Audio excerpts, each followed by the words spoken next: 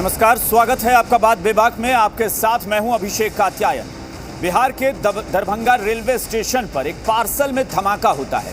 हालांकि धमाका बहुत ज्यादा बड़ा जोरदार धमाका नहीं था, लेकिन इस धमाके को लेकर एनआईए की जांच चल रही है। एनआईए की जांच एक तरफ चल रही थी, लेकिन इस पर सियासत भी होना अभी बाकी था। सियासत इस तरह से हुई कि सीपीआईएमएल के विधायक पहुंचते हैं दरभंगा रेलवे स्टेशन पर अपनी टीम के साथ, और वहां पर वो लोगों से बातचीत करते हैं, आसपास लोगों से पूछताछ करते हैं, जैसा कि वो दावा कर रहे हैं। उनका कहना है कि पूछताछ में लोगों का ये कहना है कि धमाका बहुत ज्यादा तेज नहीं था, बहुत लोगों को पता भी नहीं चला कि धमाका ऐसा कुछ हुआ है। लेकिन चूंकि धमाका था, एनआईए की जांच चल रही है और बीजेपी के नेता कई बार कह चुके हैं कि ये कोई आतंकी गतिविधि हो सकती है। इसी दौरान सीपीआईएमएल के विधायक का ये कहना है कि दरअसल ये जानबूझकर साजिश के तहत एक छोटा धमाका कराया गया था और ये धमाका किसी और ने नहीं, बीजेपी और आरएसएस ने मिलकर कराया है। और इसके पीछे वजह जो है वो है उत्तर प्रदेश में होने वाले विधानसभा चुनाव। सीपीआईएमएल ने कहा है कि बीजेपी साजिश के तहत इस तरह के धमाके कराती है और हिंदू मुस्लिम में विवाद पैदा करती है, खास कौम को टारगेट करती है ताकि वोट बैंक को अपने पाले में किया जा सके। और इसी वोट बैंक की गोलबंदी की मंशा से बीजेपी ने इस बार भी यह धमाका कराया है। सीपीआईएमएल के इस दावे का, उनके इस आरोप का आरजेडी ने भी समर्थन किया। आरजेडी का भी कहना है कि बिहार में बहुत सारे ऐसे मुद्दे चल रहे थे जो गंभीर मुद्दे थे और सरकार पर लोग निशाना साध रहे थे। इसी वजह से ध्यान भटकाने के लिए इस तरह के धमाके को अंजाम साजिश के तहत दिलाया गया है। हालांकि प्रतिक्रिया भी सत्ता पक्ष की तरफ से आई है। एक रिपोर्ट देखिए, उसके बाद चर्चा करें। दरभंगा पार्सल ब्लास्ट पर सियासत तेज। बीजेपी पर माले ने लगाया साजिश का आरोप। बीजेपी का पलटवार, महागठबंधन साथ। 17 जून को दरभंगा जंक्शन पर हुए पार्सल धमाके को लेकर अब राजनीति तेज हो गई है। सीपीआई माले के विधायक दरभंगा दौरे पर आए, घटना को लेकर जानकारी जुटाई और फिर बीजेपी और आरएसएस पर साजिश का आरोप लगाया। बहुत बड़ा कोई विस्फोट नहीं हुआ था। हम लोग दुकानदारों से भी पूछे, अगल बगल के लोगों से, तो वे लोग बोल रहे थे कि हम लोग सुने हैं, आग भी दिखाई नहीं दिया। और यही हमें लग रहा है कि ये साजिश है, बीजेपी के जरिए आरएसएस की साजिश है। कोई मुस्लिम नाम उछाल दो और इस तरीके से एक सांप्रदायिक माहौल बनाओ। जो लोग खुद लाशों की राजनीति की, जिन लोगों ने लोगों के सिर को कटवा करके और राजनीति करना गंवारा समझा, वो लोग आज इस तरह की बात करेंगे। सत्ता की खातिर वो लोगों की जान भी ले सकते हैं। और ब्लास्ट की राजनीति करने वाले लोग आज ब्लास्ट का अगर आरोप लगा रहे हैं, उनको अपने गिरेबान में झांकना चाहिए। सीपीआई माले का मानना है कि धमाके के बहाने एक समुदाय को निशाना बनाकर बीजेपी यूपी चुनाव में फायदा उठाना चाहती है, पर बीजेपी इससे इत्तेफाक नहीं रखती। वहीं महागठबंधन माले के आरोपों के साथ है। ये सब जगह बीजेपी के लोग ही कराते हैं ताकि एक बिरादरी को हम बदनाम कर सकें, एक संप्रदाय के लोग को बदनाम कर सकें। और जो जनता मुद्दे पर आधारित बातें बोलती है, उस मुद्दे को भटकाने के लिए बम ब्लास्ट करते हैं। तो एक जांच का विषय है, ये किसका हाथ है नहीं है, ये भी एक हमारे लिए और देश के लिए चिंता का विषय है कि कहाँ ब्लास्ट होता है नहीं होता है। लेकिन ये बात भी सच है कि जिस तरह से एक माहौल की उत्पत्ति हुई है देश में, उसमें कहीं ना कहीं ये आरोप भारतीय जनता पार्टी पर लगते रहे हैं कि उन्माद की राजनीति वो करती है। हालांकि इस मामले पर जेडीयू ने खुद को किनारे कर लिया है। सिर्फ इतना कहा है कि जो भी दोषी होंगे उन्हें बख्शा नहीं जाएगा। जांच एजेंसी काम कर रही है।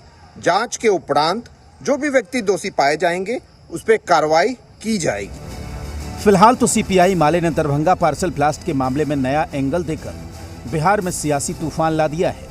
इसका जवाब बीजेपी जमकर दे रही है। दरभंगा से मुकेश के साथ नवजीत, जी मीडिया, पटना। चर्चा के लिए जो मेहमान हमारे साथ जुड़े हैं उनसे आपका परिचय करा दें। बीजेपी की तरफ से पार्टी के प्रवक्ता प्रेमरंजन पटेल हमारे साथ हैं और जेडीयू के नेता अरविंद निषाद हमारे साथ जुड़े हैं। विपक्ष की बात करें तो आरजेडी प्रवक्ता शक्ति यादव हमारे साथ जुड़े हैं। सीपीआईएमएल के नेता कमलेश शर्मा हमारे साथ हैं। इसके अलावा वरिष्ठ पत्रकार रवि उपाध्याय हमारे साथ जुड़े हैं। आप सबका बहुत बहुत स्वागत है इस चर्चा में। शुरुआत सीपीआईएमएल से करेंगे। कमलेश शर्मा जी, ये एक गंभीर आरोप लगाया गया है आपकी पार्टी की तरफ से, आपके पार्टी के विधायक ने लगाया है पहले तो ये कि भाई पार्टी के विधायक खुद गए थे या फिर पार्टी की तरफ से निर्देश था कि वो जाकर वहां दरभंगा स्टेशन पर खुद से पड़ताल करें? पार्टी की तरफ से हमारे पार्टी का जांच टीम गया था, स्टेट कमेटी की ओर से भेजा गया था। लोगों ने जांच की थी और दरभंगा की घटना कोई इस देश में, इस राज्य में कोई एक अकेली घटना नहीं है। पूरे देश में भारतीय जनता पार्टी आरएसएस जिस तरह से एक सांप्रदायिक विद्वेष फैलाने का काम करती है और उसमें चाहती है कि हमेशा उस आग में अपना रोटी सेकने का काम करे। बेसिक बात यह है कि अभी जो उत्तर प्रदेश में चुनाव है इस देश के सबसे बड़े राज्य में, वहाँ भारतीय जनता पार्टी की काफ़ी फजीहत हो चुकी है और ऐसा लगता है कि वहाँ वो सत्ता में आने की स्थिति में नहीं है। ऐसी हालत में वो इस पूरे देश में इस तरह के एक सांप्रदायिक तनाव खास करके हिंदी पट्टी के इलाके में फैलाने का कर रहे हैं ताकि एक ध्रुवीकरण बने और हम सत्ता में आ जाएं।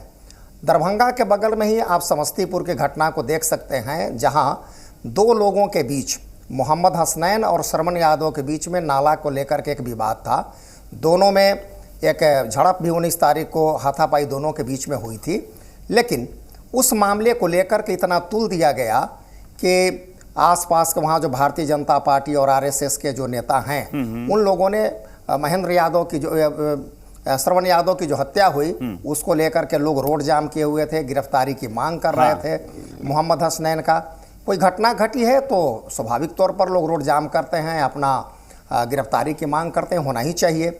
लेकिन उसको लोगों ने पूरा एक स्वरूप दिया हिंदू मुस्लिम का और वहाँ आरएसएस के नेता हैं विश्वनाथ यादव जो वहाँ के मुखिया हैं, आप एक मिनट, उन लोगों ने लोगों को गोलबंद करके कमलेश जी आपने बहुत सारी बातें बता दी। नहीं, आप बहुत सारी बातें बता रहे हैं। मैं सिर्फ ये कह रहा हूँ कि ये आपने खुद माना ये एक धमाका आप कह रहे हैं कि देश में ऐसा। कमलेश जी मैं ये कहना चाह रहा हूँ कि कोई भी अगर घटना हो, कमलेश जी आप हमारी आवाज सुनिए पहले। होते हैं समाज में कहीं भी लोग हो तो वहां पर झगड़े तो होते हैं। कमलेश जी आप हमारी बात सुनिए। झगड़े को आप हमेशा एक आप हमारी आवाज सुन रहे हैं कमलेश जी? ये अच्छी बात। कमलेश जी आप हमारी बात सुन रहे हैं? आपने बहुत सारी बातें कही, लेकिन आप क्या ये सोच रहे हैं कि इससे पहले मैं एक बड़े धमाके का जिक्र कर रहा हूं। पुलवामा अटैक हुआ था जिस पर विपक्ष ने यह कहा था कि बीजेपी ने साजिश के तहत अपने ही जवानों को मरवा दिया है इस धमाके में। लेकिन आप सोचिए कि उसका परिणाम क्या हुआ था। उसका परिणाम यह हुआ कि बीजेपी ने सत्ता में दोबारा वापसी की। तो क्या आप मानते हैं कि बीजेपी ये धमाके करवा के फायदा ले लेती है? और अगर ये फायदा लेती है तो विपक्ष क्या इतना नासमझ है कि इस मुद्दे को बार बार बीजेपी को टारगेट करता है कि धमाका साजिश है? देखिए एक बात तो आप समझ लीजिए कि सत्ता में आने के लिए भारतीय जनता पार्टी कुछ भी कर सकती तो आप लोगों को पता है ना कि जब आप बीजेपी को इस तरह के मुद्दे पर टारगेट करते हैं तो जनता उनके समर्थन में गोलबंद हो जाती है। ये आपको कैसे लग रहा है? घटना की पूरी तरह से जांच होनी चाहिए। अगर जांच हो तो कोई नई चीजें निकल करके सामने। चलिए प्रेमरंजन पटेल आप अपनी बात कहिए। आप देखिए बड़ा गंभीर आरोप है और इसीलिए मैंने एक उदाहरण दिया। ये बहुत छोटा धमाका है। कहा जा रहा है कि एक बहुत फुस टाइप का बम छोड़ दिया गया और इस वजह से क्योंकि आप एक कौम को टारगेट करना चाह रहे थे। अभिषेक जी, ये केवल दरभंगा का मामला नहीं है। जून महीने में 4 ऐसे जो ऐसे बम ब्लास्ट हुए हैं, धमाके हुए हैं। आप देखेंगे कि 7 जून को बांका के एक मदरसा में बिल्कुल विस्फोट, जिसमें एक व्यक्ति की मौत, मदरसा के रहने वाले जो व्यक्ति थे, और पूरा मकान टूट गया। उसी तरह से 10 जून को अररिया में धमाका होता है, 17 जून को दरभंगा प्लेटफॉर्म पर धमाका होता है और 20 जून को सिवान में धमाका होता है। यह क्या दर्शाता है? कोई नई बात है क्या बिहार के अंदर में? पहले भी हुआ है। प्रधानमंत्री नरेंद्र मोदी आए थे 17 में, गांधी मैदान में किस प्रकार से सीरियल ब्लास्ट हुआ था। उसके पहले आपने देखा है कि बोध गया महाबोधि मंदिर पर किस प्रकार से अटैक हुआ था आतंकवादियों के द्वारा। हमने तो देखा है, लेकिन विपक्ष कह रहा है कि ये सारे धमाके आप लोग कराते हैं चुनाव के लिए। आसीन भटकल जैसा खूंखार आतंकवादी रक्सौल से पकड़ा गया। ऐसे कई जो ऐसे लगभग दर्जन भर आतंकवादी इस बिहार के अंदर से पकड़े गए हैं।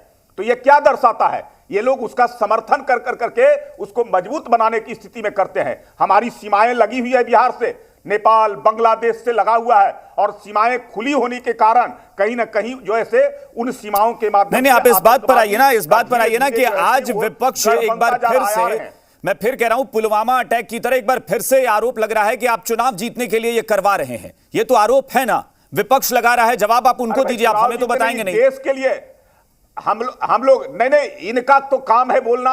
और ये बोलते हैं तो जनता और जो है से मजबूत होती है।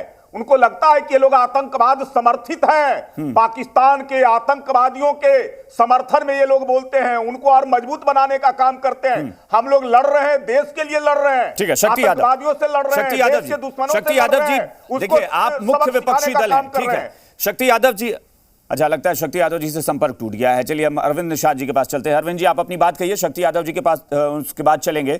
एक बड़ा गंभीर आरोप है, आप भी बीजेपी के सहयोगी दल हैं और इस वक्त सत्ता में आप लोग साथ हैं। क्या आपको लगता है कि इस तरह का आरोप लगना चाहिए, वो भी तब जब एनआईए जांच कर रही है, देश की सबसे बड़ी जांच एजेंसी जांच में लगी हुई है? देखिए, एनआईए का गठन ही इसीलिए किया गया है कि देश में कोई ऐसी प्रकार की घटना घट जाती है, उसकी जांच के लिए राष्ट्रीय स्तर पर नेशनल इन्वेस्टिगेशन एजेंसी का गठन किया गया है। उस एजेंसी को गृह मंत्रालय ने पूरे मामले की जांच के लिए सौंपा है। आज मीडिया में आई रिपोर्ट्स के मुताबिक उत्तर प्रदेश के शामली और तेलंगाना से इस ब्लास्ट का कनेक्शन जुड़ने का खुलासा हुआ है और शामली से, उत्तर प्रदेश के शामली से 2 व्यक्तियों को गिरफ्तार किया गया है। वे 2 व्यक्ति पिता पुत्र हैं और उनका ऐसे गतिविधियों में शामिल लोगों से कनेक्शन होने की बात भी सामने आ रही है। मैं समझता हूं कि पूरे मामले की जांच हो जाने तक हम लोग ज्यादा कुछ न कहें, हमारी एजेंसियां सक्षम है ऐसी मैं वही कह रहा हूं कि क्या इसको सियासी रंग देना चाहिए था सजा दी जाए ऐसे समय में जब एनआईए जांच कर रही है और ऐसा संवेदनशील मामला है?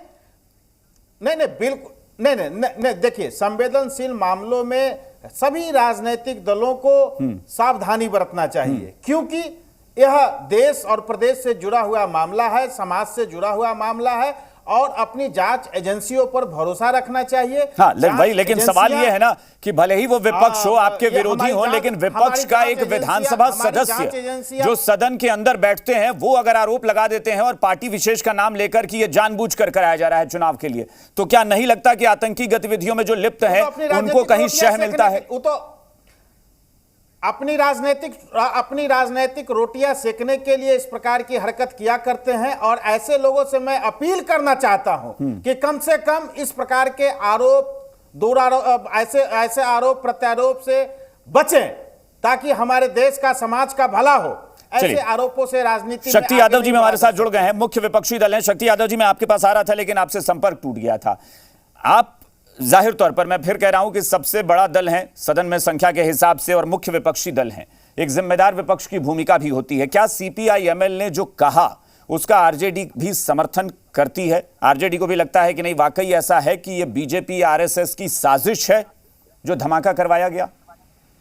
देखिए, मैं तो स्पष्ट तौर पर कहूंगा, आप इनकार भी नहीं कर सकते हैं, क्योंकि जो भी आपने देखा कि पिछले 5-7 वर्षों में जो भी धमाके हुए हैं, उसके नेपथ्य में जो खुल करके बातें आई है, अभी आप पुलवामा की चर्चा कर रहे थे, उससे भी सच्चाई खुले है, बताने की जरूरत नहीं है।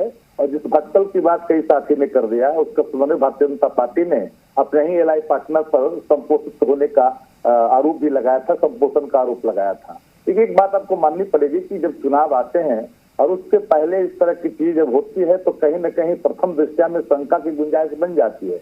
लेकिन एक बात मैं जानता हूं कि जहां भी इस प्रकार की विस्फोट हो, अगर सच में अगर ये आतंकवादी गतिविधि है तो देश के लिए, राज्य के लिए खतरा है और इन चीजों पर पैनी नजर होनी चाहिए सरकार की, एजेंसियों का, जो हमारी खुफिया एजेंसी है उसकी, क्योंकि एक सिलसिलेवार होता है। अब बांका में होता है, फिर आपको जाकर के सीमांचल में होता है, अररिया में, फिर वो दरभंगा में होता है। ये चीजें धीरे धीरे तलसीवाल में होगा, फिर गोरखपुर में होगा, तो बातें कहीं न कहीं प्रथम दृष्टिया में जो आरोप लगाते हैं, कोई लगा रहे हैं, उससे आप इनकार भी नहीं। चलिए 1 मिनट के लिए मान लेते हैं शक्ति यादव जी, 1 मिनट के लिए मान लेते हैं कि चलिए वो साजिश थी या कुछ भी था। बीजेपी पर आरोप लगाया गया कि एक खास समुदाय विशेष को टारगेट करने के लिए इस तरह की साजिश को अंजाम दिया जाता है, लेकिन जांच से पहले, लेकिन शक्ति यादव जी, जांच रिपोर्ट से पहले अगर विपक्ष पार्टी विशेष का नाम लेकर कहता है तो क्या वो धार्मिक रंग नहीं होता? नहीं, देखिए अभिषेक जी, जब कोई जांच रिपोर्ट आने के पहले सीमांचल के हाथ होने का आरोप लगाते हैं, जाति विषय से विशेष के पर आरोप लगाते होने का, तो स्वाभाविक तौर पर आपकी मंशा पर ही सवाल खड़े होते हैं। जब अभी तक रपट नहीं आई, एनआईए का रपट नहीं आई, कोई जांच पदाधिकारी अभी तक ने किसी प्रकार का खुलासा नहीं किया और बिना खुलासा हुए घटना के तुरंत बाद भारतीय जनता पार्टी का विधायक या उनके कार्यकर्ता या नेता उसमें संलिप्तता की बात करते हैं, एक धर्म का, एक जाति विशेष का उसमें संलिप्तता की बात करते हैं, तो कहीं ना कहीं ये सवाल खड़े होते हैं। अब हम पूछना चाहते हैं, क्या दरमियान सांसद जिनका नाम मैं लेना चाहता हूँ, मालेग्राम से लेकर के कई लोगों में जिनकी घटनाएं, क्या वो आतंकवादी घटनाएं नहीं थी? क्या उस तरह की घटनाएं को हम करा सकते हैं? वह देश की आंतरिक सुरक्षा के लिए कहीं सही है? नहीं। लेकिन आज जब तक रपट नहीं आती है जांच एजेंसियां, सरकार कुछ बोलती है, भाजपा इन्वेस्टिगेट एजेंसी तो नहीं है। ठीक है पटेल साहब इसका जवाब दीजिए ताकि हम एक्सपर्ट के पास भी चलेंगे। पटेल साहब, ये आरोप कि जब जांच से पहले सीपीआईएमएल के विधायक का बोलना गलत था, तो जांच से पहले बीजेपी का बोलना कहां तक जायज था? बीजेपी ने जो है ऐसे नहीं बोला है, लगातार जो है सीरियल ब्लास्ट हुए हैं बिहार के अंदर में, और बिहार टारगेट में रहा है। नहीं रहा है, लेकिन बिना जांच के कैसे बीजेपी भी क्या नतीजे पर पहुंच गई कि ये किसने कराया है और किसने किया है? मंदिर पर जो है हुआ है, कई चीजों पर जो है कई स्थानों पर, और कई आतंकवादियों के बिहार से पकड़े जाने का जो है ये मिला है लगभग। पटेल साहब जो शक्ति यादव जी, नहीं पटेल साहब जो शक्ति यादव जी जो बता रहे हैं, आप उस पर आइए ना। शक्ति यादव जी कह रहे हैं कि बीजेपी के नेताओं का भी तो पहले बोलना गलत था, अगर सीपीआईएमएल ने बोला और गलत किया तो आपने पहले से समुदाय विशेष या जाति विशेष को कैसे बना दिया कि वही लोग होंगे? नहीं, हमने शंका व्यक्त किया है कि जिस प्रकार से मदरसा पर हो रहा है, अररिया में हो रहा है, सिवान में हो रहा है, दरभंगा में हो रहा है, और कौन लोग उससे जुड़े हुए हैं, किनके कारण हो रहा है, कौन लोग की संलिप्तता है, ये पूरा जो है देखने का विषय है। तो वो भी तो आपने शंका व्यक्त की, वो भी शंका व्यक्त कर रहे हैं कि बीजेपी ने कराया। बंबई के अंदर में अगर ब्लास्ट होता है तो उसके तार बिहार से जुड़े होते हैं। देश के किसी कोने में ऐसे जो ऐसे आतंकवादी ब्लास्ट होते हैं या कहीं घटना होती है, उसके कहीं ना कहीं जो ऐसे तार बिहार से जुड़ते रहे हैं, तो इसलिए यह शंका होता है कि बिहार को सॉफ्ट टारगेट में आतंकवादियों ने लिया है। हमारी सीमाएं, तो सरकार आपकी रही है, आप सुरक्षित, आप बिहार को सुरक्षित क्यों नहीं कर पाए पिछले 15 साल में? हम सुरक्षा कर रहे हैं। नहीं, क्या कर रहे हैं भाई? आप खुद कह रहे हैं, आप तो खुद अपने स्टेट को सवाल में, आपने खुद सवालों में खड़ा कर दिया बिहार को। नहीं, अभिषेक जी, अभी आपके सहयोगी कह रहे हैं कि यूपी से तार जुड़ रहे हैं, और आप कह रहे हैं कि बिहार से हर बार जुड़ जाता है तार। काम करते हैं, वैसे लोगों के मंसूबे को मजबूत करने का काम करते हैं, आतंकवादी गतिविधियों में संलिप्त रहने वाले को संरक्षण। शक्ति यादव जी सुन रहे हैं ना? शक्ति यादव जी समर्थन में वो कह रहे हैं कि बिहार से ही तार जुड़ते हैं। जो है उनको इस बात पर देश की एक मिनट पटेल साहब कम चुप रहना चाहिए, उस पर सवाल उठाने की आवश्यकता है। पटेल साहब एक मिनट, पटेल साहब, देश से जुड़ा हुआ मामला है, देश रहेगा तो सारी राजनीति होगी। वोट बैंक के लिए केवल राजनीति मत कीजिए, वोट बैंक के लिए राजनीति मत कीजिए। एक विशेष वर्ग के वोट को कैसे हम अपने जिम्मे कर सके, केवल भारतीय जनता पार्टी के ऊपर जांच एजेंसियों पर सवाल उठा करके। पटेल साहब एक मिनट सुनिए, पटेल साहब एक बार सुन लीजिए, पटेल साहब एक बार सुन लीजिए। शक्ति यादव जी आपने सुना, बिहार पे ही सवाल उठ रहा है। सवाल ये उठता है अभिषेक जी, 15 वर्षों में सरकार आपकी है, लगातार सीरियल ब्लास्ट क्यों हो रहे हैं? जाने मजाने प्रधानमंत्री कैंडिडेट जब आते थे 14 में आए तो कैसे ब्लास्ट हुआ? उसका फलाफल अभी तक क्यों नहीं खुल करके सामने आया? उसकी अंतिम जो है परिणति क्यों नहीं आई? सवाल उठता है कि क्यों नहीं, जो भी ब्लास्ट की अंतिम परिणति खुल करके फलाफल क्यों नहीं आता है? क्यों नहीं इन्वेस्टिगेट करने वाले एजेंसियां दूध का दूध पानी की पानी करता है? ठीक है, चलिए रवि उपाध्याय जी के पास चलते हैं। बिल्कुल ये सवाल है, रवि उपाध्याय जी आपने सुना, ये तो सियासी प्रतिक्रियाएं थी। एक पत्रकार के तौर पर, वरिष्ठ पत्रकार के तौर पर आपको क्या लगता है कि ये? एक मिनट पटेल साहब प्लीज, पटेल साहब की राजनीति मत कीजिए। पटेल साहब एक मिनट, एक्सपर्ट को बोले रवि उपाध्याय जी। रवि उपाध्याय जी, आपको क्या लगता है कि ये सियासत तो एक तरफ है, आपको क्या लगता है कि इस तरह के धमाकों में अभी ये सवाल उठना कि कोई सियासी दल की मिलीभगत है, साजिश है, क्या है? नहीं देखिए अभिषेक जी, देश में इतना बड़ा देश है, कई तो आपको कभी न कहीं चुनाव होते रहेंगे, कभी इस महीने में वहां होगा, कभी वहां होगा। लेकिन जो दरभंगा में जो ब्लास्ट हुआ है, आज उसको हमको लगता है कि 11 दिन हो गए उसके ब्लास्ट के, और एनआईए जांच कर रही है, राष्ट्रीय जांच एजेंसी जो है, इसके लिए वो अधिकृत है। जब एनआईए को जिम्मा सौंप दिया गया तो इट मीन्स कि कहीं ना कहीं उसमें आतंकी कनेक्शन का है संबंध। तो जब आतंकी कनेक्शन का संबंध है, और वो जहां दरभंगा, जहां पे स्टेशन पे ब्लास्ट हुआ, दरभंगा जो है सो आतंकी, कुख्यात आतंकी भटकल का वो कर्म स्थली रहा है, वहां वर्षों तक वहां रहा है वो छुप करके। तो वो उस लिहाज से वहां पे वो एनआईए जांच कर रही है, तो उसमें अगर यदि कोई अच्छा अभी जिसमें 2 लोगों को गिरफ्तारी की गई है, 2 लोगों की, तो उसके बाद भी कहीं ना कहीं अब उसमें जाति पाति धर्म से जोड़ के नहीं देखना चाहिए उसको, क्योंकि वो अब ये है कि उत्तर प्रदेश में चुनाव है, अरे भैया तो कहीं ना कहीं बंगाल में चुनाव होगा, कहीं आसाम में होगा, कहीं, तो ये कोई मामला नहीं बनता है। सवाल ये है कि इसमें आतंकी कनेक्शन है, और इसमें देखिए जब भटकल का जो ही बात आता है तो हम लोग फिर स्लीपर सेल की बात करते हैं। ऐसा तो नहीं कि भटकल का कोई स्लीपर सेल वहां पे एक्टिव है, यह भी एक संभावना है, क्योंकि वो बहुत बड़ा आतंकी है, कुछ छोटा मोटा कोई नुक्कड़ का वो आतंकी नहीं है वो, तो वो भटकल का स्लीपर सेल भी हो सकता है। इस दिशा में भी एनआईए जांच कर रही है, और जांच करेगी, निश्चित तौर पर उसका कुछ न कुछ फलाफल हम लोगों के बीच में आएगा, और जो भी बात है वो एकदम क्रिस्टल क्लियर हो जाएगी। इसलिए, और वो उधर का इलाका विशेष तौर पे आप बेहतर आप भी समझ रहे हैं कि वो उधर का इलाका गंगा उस पार का वो सब बॉर्डरिंग इलाका उधर से है, वो खुला हुआ है, इसलिए आना जाना कोई बहुत बड़ी बात नहीं है। इसलिए वो स्लीपर सेल के लिहाज से भी एनआईए उसको उसकी जांच कर रही है।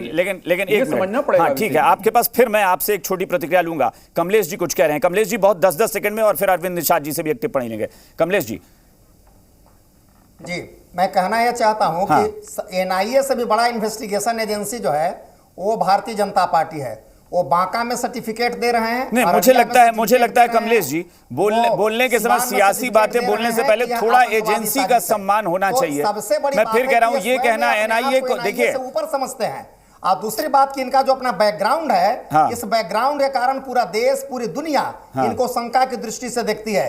ये जहां कहीं चुनाव होते हैं, यह एक तरह से हिंदू मुस्लिम हमेशा कराने का प्रयास करते रहते हैं, जबकि पूरा देश अभी कोरोना के मार से जूझ रहा है। यहाँ पर अभी वैक्सीन का सबसे बड़ा प्रॉब्लम बना हुआ है, इतनी दिक्कतें हैं। उत्तर प्रदेश में लाशों की ढेर लग गई, गंगा मां लाशों से पट गई, सारे जगह जोगी जी का थूथू हो गया। तो ऐसी स्थिति ठीक है, लेकिन कमलेश जी मैं एक बात जरूर कहूंगा, मैं बार बार कहता हूं, कमलेश जी इस मंच पर मैं बार बार कहता हूं कि कम से कम जांच एजेंसियों के बारे में गलत टिप्पणी ना हो, उनका सम्मान होना चाहिए। एक दूसरा, आप अपने देश तक सियासत रखिए। आप दुनिया की जब बात करते हैं कि दुनिया भर में इस दल को गलत नजर से, तो ये याद रखिए कि दुनिया में एक मैसेज है कि हमारे देश का सत्ताधारी दल है, तो ये नहीं जाना चाहिए कि आतंकी गतिविधियों में हमारा सत्ताधारी दल लिप्त है। थोड़ा हमें उस मर्यादा को समझना पड़ेगा। अरविंद जी 10 सेकंड में टिप्पणी, और आखिर में रवि उपाध्याय जी के पास। अरविंद जी, आप जो आंकड़ों की बाजीगरी करते हैं, आंकड़ों के बाजीगरी में अमेरिका और भारत की तुलना सवाल किया जाए। हाँ अरविंद जी मैं उसी पर कमलेश जी के ही टिप्पणी पर कह रहा हूं कि कमलेश जी एनआईए को कह रहे हैं कि एनआईए छोटी एजेंसी है, बड़ी एजेंसी बीजेपी है। मुझे लगता है एजेंसी को थोड़ा बचाना चाहिए, सम्मान होना चाहिए जांच एजेंसियों का। एजेंसी को लीड कर रहे हैं। ऐसे ही सोच के कारण बिहार की जनता ने सीपीआई को 2010 में 2015 के चुनाव में जमींदोज कर दिया था।